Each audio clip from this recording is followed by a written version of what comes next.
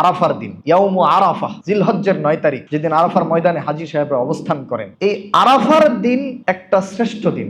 কেন শ্রেষ্ঠ, কি কি কারণে শ্রেষ্ঠ, এটা নিয়েও 4টা পয়েন্ট। এক, আরাফার ময়দানে অবস্থানকারী ইমানদারদের জন্য এটা ঈদের দিন, আনন্দের দিন। রাসূলুল্লাহ সাল্লাল্লাহু আলাইহি ওয়াসাল্লাম বলছেন, ইয়াউমু আরাফা ওয়া ইয়াউমুন নাহর ওয়া আইয়ামুত তাশরীক ঈদুনা আহলিল ইসলাম। বলছেন যে আরাফার দিন, কুরবানির দিন, তাশরীকের 3টা দিন ইসলামপন্থী আমাদের ইমানদারদের জন্য এগুলো হচ্ছে ঈদ ও আনন্দের দিন। আরাফার দিনের শ্রেষ্ঠত্বের আরেকটা কারণ হচ্ছে আরাফার দিনে কোরআনের একটা অত্যন্ত গুরুত্বপূর্ণ আয়াত নাজিল হয়েছে, যে আয়াতটা এই উম্মতে মুহাম্মাদির জন্য একটা বিরাট বড় নিয়ামত। কারো কি জানা আছে সেই আয়াতটা কি? আল ইয়াউমা আকমালতু লাকুম দীনাকুম। এই আয়াত শুক্রবার আরাফার দিবসে নাজিল হয়েছে। এই আয়াতটা কেন এত গুরুত্বপূর্ণ? পৃথিবীতে আল্লাহ রাব্বুল আলামিন অনেক আসমানি কিতাব নাজিল করেছেন, অসংখ্য নবী রাসূল পাঠিয়েছেন, অসংখ্য জীবন বিধান দ্বীন পাঠিয়েছেন। কোন ধর্মের ব্যাপারে, কোন জীবন ব্যবস্থার ব্যাপারে আল্লাহ তাআলা কখনো বলেন নাই যে আমি আজকে সবকিছু কমপ্লিট করে দিলাম, বলেন নাই। এটা শুধু আমাদের জন্য